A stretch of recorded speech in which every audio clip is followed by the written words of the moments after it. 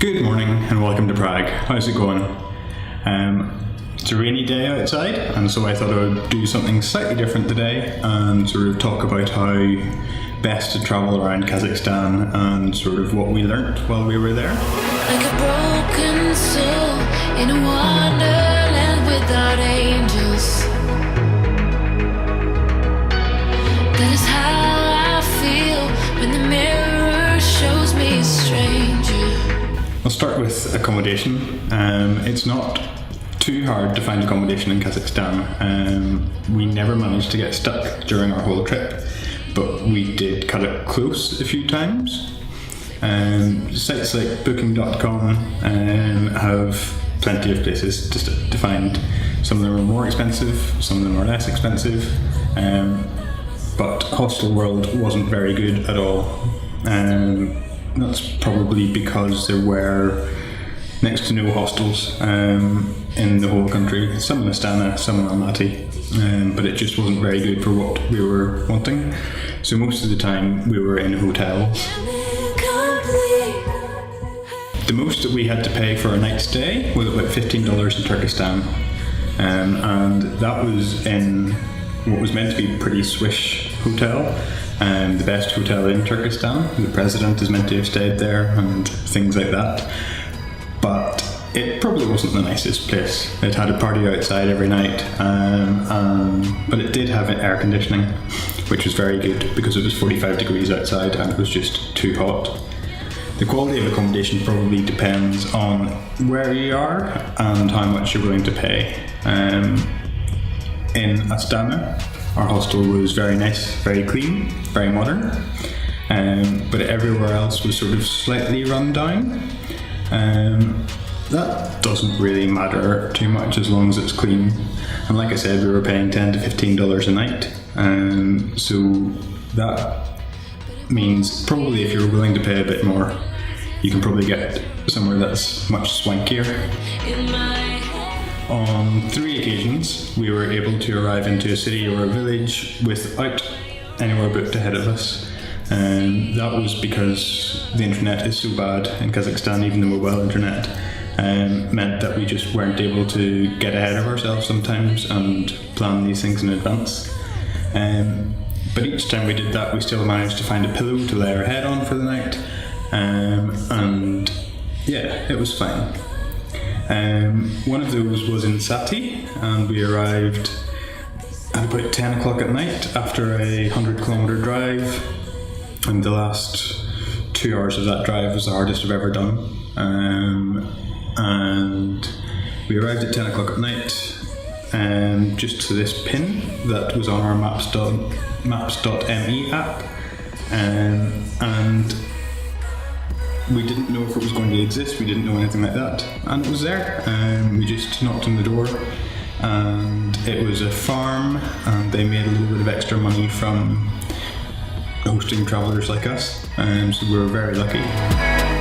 One of the other times then, when we had nowhere to stay, was when we arrived in Almaty, and what had happened was that our train from Astana was 6 hours delayed in the step, and so we again arrived into Almaty at about 10 o'clock at night.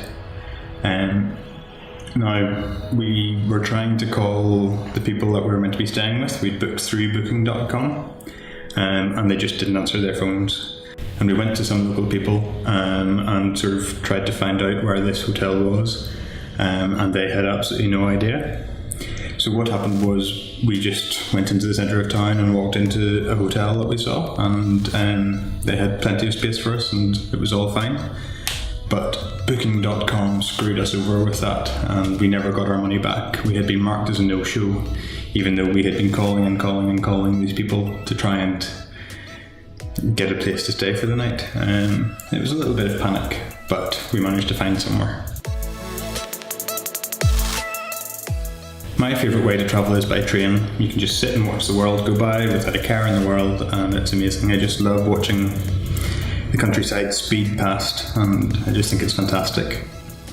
Now, the distances in Kazakhstan are absolutely huge. It's a country the size of Europe, and so to get from city to city, you are looking at either flying, which you might not want to do, or taking the train. And a train ride between Astana and Almaty takes about 24 hours, or ours took 24 hours. It was meant to take maybe 16 or 18 hours.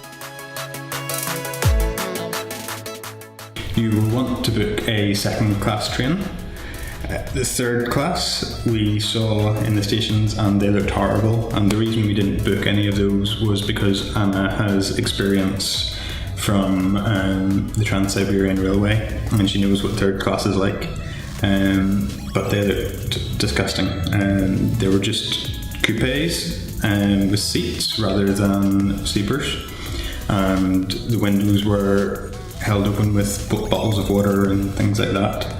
So there's probably no air conditioning, and yes, probably not the best experience. All the trains we were on were sleepers with 4 bunks to a coupe. We never managed to book a bottom bunk, but they look much better than the top bunks. They have lockers underneath that are held down by your body weight, and so it's good to keep your stuff in them. We spent the entire journeys with all of our bags wrapped around our arms and legs and being slightly uncomfortable with that. Every coupe we were in was full of people who wanted to talk until the early hours of the morning, or children. And on the train to Almaty from Astana, there was 2 children and their mother, and they were crying the whole time, and they were vomiting, and they were having this absolutely horrible journey. And so we also had a horrible journey. Now, it was fine. They were just children being children, but yeah, wasn't necessarily the nicest of things.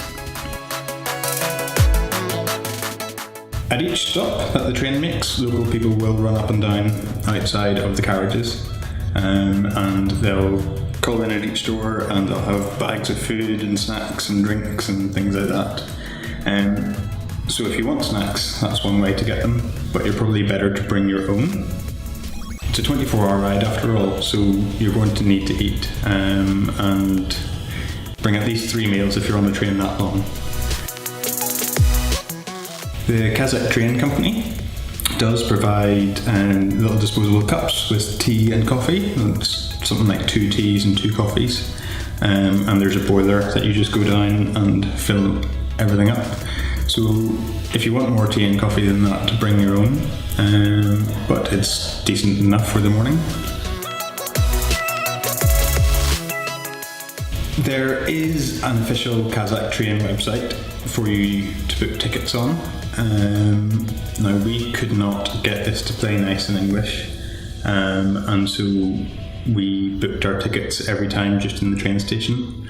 There should be machines that you can use, which are a bit iffy in English, or there's just the ticket counter. We managed to find somebody to help us each time, and you're going to need a little bit of Russian, maybe. We would advise you to buy tickets in advance, 3 or 4 days in advance. If you don't, you just won't be able to get on the train. There's no space and it will all be booked up. We weren't able to do that in Turkestan, and so that meant that we got stuck in Turkestan for a day, which was fine because it meant we got to see more of Turkestan. But then we had to just go and get a bus out, which again was fine. But yes, if you don't book a ticket in advance, you're not getting on the train. To get to some places in Kazakhstan, you're going to need a car. So to get to Charan Canyon and Lake Kandy, we needed to hire the car. It was much more difficult than we thought it was going to be. We started a few days in advance because we'd figured out that these things take time and you need to put a fair bit of work into them.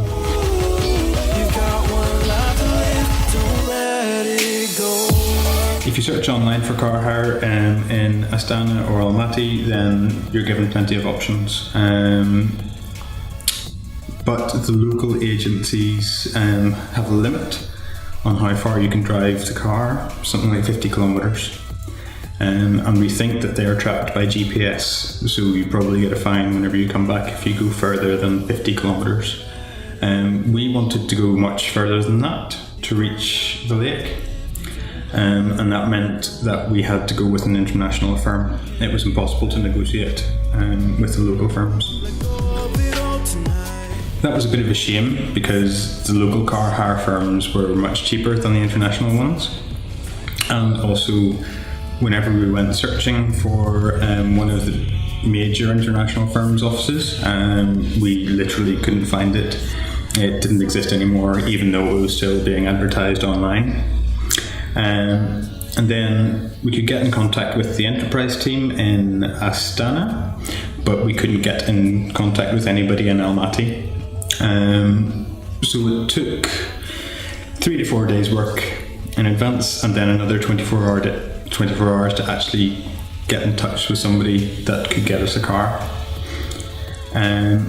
When we did manage to get in touch with the guy from Enterprise, everything was plain sailing. The little Kia handled really difficult roads and drove like a dream. Most of the roads, apart from that one to Sati, which is the worst road I have ever driven on, but incredibly fun. Most of the roads are long and straight and flat and very nice to drive on. We didn't see any accidents either, and Kazakhstan driving seems grand. We didn't see any dangerous manoeuvres, nothing like that. Life is too short to learn how to use a city's bus network if you're only there for a few days. There's just no point. We usually walk instead, which is much better because you get to see much more and you get to figure out exactly how a city works and things like that. Why get the bus in that case? But we do take intercity buses, and in Kazakhstan they're called marshrutkas, which is the Russian word for them. And what they are they're little minibuses that wait at a certain point and they go to their destination whenever they're full. So they're at most bus stations, they're at most train stations, and you've just got to find the right bus. The marshutkas are first come, first served, and depending on where you're going, there might be a couple of buses waiting, all going to the same place. And depending on how good the bus is, will determine how much you pay. The best way to find the right marshutka is to just ask at the desk of your hotel or ask your host, and they'll point you in the right direction for the destination that you want to go to. And it'll probably be a train station or a bus station, but different buses leave from different places. Once you get to the right place to leave from, the signs on the buses are probably going to be written in Kazakh or in Cyrillic. And so that means you're going to have to do another bit of asking just to find exactly the right bus, but that should be fine. Everybody will want to point you in the right direction because they'll be earning a little bit of money from it. Taxis are the same as everywhere else in the world. They work exactly the same way. And again, just ask the person at the desk of your hotel or ask your host and they will call you one if you need to, and I'm sure you can flag them down, but we didn't need to. They are cheap, they're abundant, and you'll just have to listen to some Russian pop music for a while. We didn't have any problems. Kazakh food is mostly meat and potatoes, and it's probably horse meat. You can get horse pizza if you want, and yeah. That's not great if you're a vegetarian. If you are a vegetarian, you're probably going to have to survive on mashed potatoes, which are called puree, and pierogi. Or you're going to have to try and pick the meat out of your plov. Food isn't hard to come by though. There's restaurants and cafes everywhere, and if you just sort of find a middle class area and find a restaurant that is full of people, it's going to be decent food and it's going to be cheap. There are big supermarkets in the cities, and I think they're owned by Tesco's, or they seem to be. They have Tesco products. And there's fast food in all of the malls. Western fast food, Kazakh fast food, Chinese, Indian, whatever you want.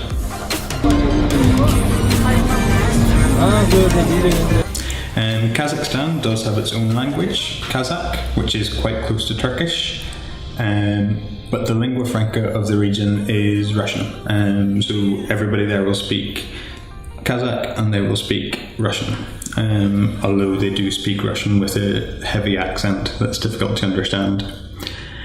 There is very little English spoken, even in the main cities. Astana is probably worse for English than Almaty is, because Almaty is the big business centre and it's where all the oil money of the country flows through. And so that means there's plenty of sort of Western business travellers coming in to do their deals and make their money. If you have no Kazakh, Turkish or Russian, be prepared for plenty of charades, which makes it fun. Talking to people is the most important thing that you can do in every country. How are you going to do anything if you can't find out what's happening or what's good, what's bad, anything like that? You've always got to talk to people. In a country like Kazakhstan, there's very little information online because there's so little internet penetration. So that means you need the local knowledge. We wanted to go to see the flamingos, but when we asked whether they would be there, we were told that they had migrated for the year and that there was no point in us making a trip out to where the flamingos live. And then we also wanted to go up to the Altai Mountains.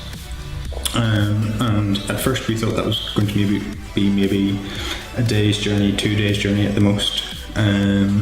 But once we actually started speaking to people, they told us it was going to be maybe 5 days journey out to the mountains and 5 days journey back. So that meant we just had to sack it off. We weren't going to be able to spend 10 days travelling and miss everything else that we wanted to do. If you do bump into other travellers, then just pull as much information out of them as you possibly can and give them as much as you possibly can. You're both in the same boat and you both need to know what is good, what isn't so good, and just share alike, and it's amazing. Speak to people, make friends. So, that is me for today. Click like if you enjoyed it and hit subscribe if you want to see more. If you've got any tips or tricks or you think I've missed anything, leave a comment down below and I will leave a link to the Kazakh train website as well. Bye!